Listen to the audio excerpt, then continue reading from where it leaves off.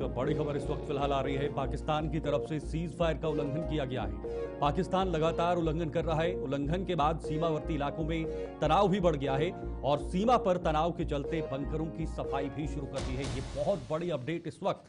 सीमावर्ती इलाकों में सुरक्षा के पुख्ता इंतजाम किए हैं और जो सुरक्षा बल हैं, सुरक्षा एजेंसीज हैं, वो लगातार बॉर्डर पर निगरानी बनाए हुए किसी भी प्रकार का वहां पर कोई दिक्कत, जो भारतीय मूल के लोग हैं, भारतीय तरफ के, भारत की सीमा के तरफ सटे हुए लोग हैं, उनको कोई दिक्कत ना आए, उसको लेकर सुरक्षा बल वहां पर तैनात किए गए हैं और अब बंकरों की सफाई करना शुरू कर दिया है। आप खुद तस्वीरों में देख सकते हैं, इन बंकरों को साफ किया जाएगा और साफ करने के बाद वहां की जो एक्टिविटीज है वो फिर से शुरू हो जाएंगी, गतिविधियां शुरू हो जाएंगी। वहां पर सुरक्षा बल दिखेंगे और बॉर्डर पर जो लगातार पाकिस्तान की तरफ से सीज फायर का उल्लंघन होना या फिर घुसपैठ होना, चलो विनोद जी हमारे साथ बने हुए हैं। विनोद कुमार जी, मैं ये भी जानना चाहूंगा, जिस तरह से बंकरों की साफ सफाई फिर से शुरू हो गई है, यानी फिर से वहां पर अब जो सुरक्षा बल हैं, जो सेना है वो दिखेगी, बॉर्डर सिक्योरिटी फोर्सेस दिखेगी, क्योंकि तनाव इस कदर बढ़ गया है कि जाहिर सी बात है अब इस तरह से सुरक्षा के कदम जो है वो उठाने पड़ेंगे।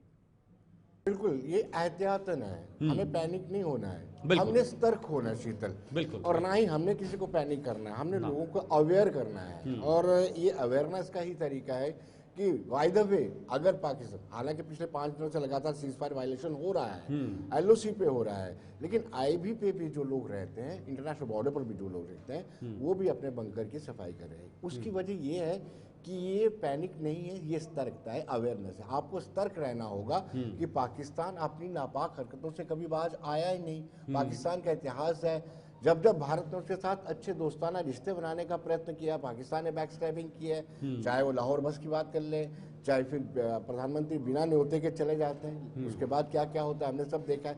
इसलिए जो गांव के लोग हैं, खास तौर पर जो इलेक्टेड हैं या फिर पंचिस सरपंचिस हैं या फिर नंबरदार जो हैं, वो सब लोगों को अवेयर कर रहे हैं कि आप अपने मोर्चे साफ कर लीजिए, क्योंकि पाकिस्तान कभी भी नापाक हरकत, इसी को देखते हुए लोग बंकर्स को साफ कर रहे हैं और उसमें सेफर प्लेसेस को तलाश रहे हैं।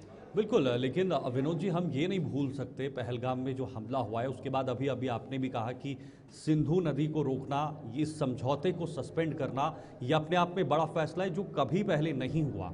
जाहिर सी बात है पाकिस्तान भी इसके बाद हरकत में आएगा, तो ये कितना ज़रूरी है भारत को अपने बॉर्डर्स को, अपनी आईवीज़ को सुरक्षित रखना। इसकी दो चीज़ें हैं, बॉर्डर एरियाज़ के लोग भी सुरक्षित रहेंगे और जो घुसपैठ जैसी चीज़ें हो रही हैं वो भी वहां पर देखने को नहीं मिलेंगी, जो जीरो टॉलरेंस की नीति पर सरकार काम कर रही है।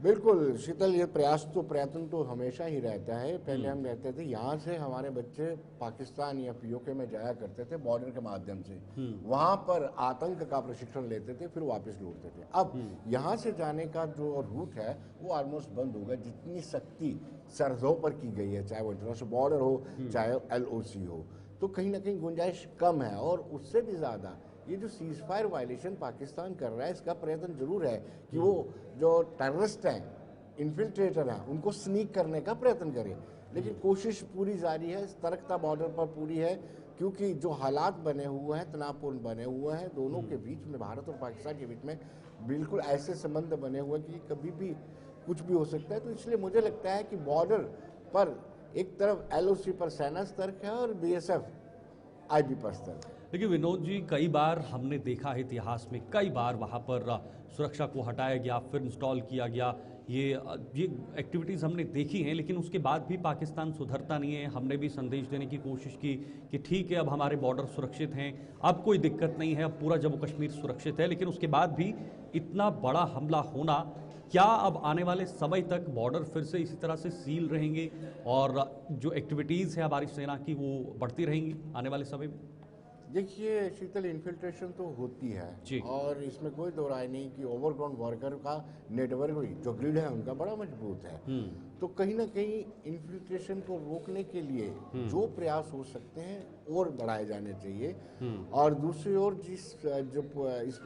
जो हमला हुआ है, इसकी जांच एनआईए कर रही है। बिल्कुल। जांच के क्या पहलू निकल के आते हैं, इन्होंने कब स्नीक किया था, ये कहाँ किस रूट से आए हैं, ये सारी चीज़ें बाद में सामने आएंगी, लेकिन ये पक्का है कि ये इन्फिल्ट्रेट करके ही आए हैं। ठीक है, बहुत बहुत शुक्रिया आपका विनोद जी हमारे साथ ज्वाइन होने के लिए और तमाम जानकारी आपने साझा की। और देखिए किस तरह से बॉर्डर पर बंकर्स की साफ सफाई शुरू हो गई है सुरक्षा के मद्देनजर।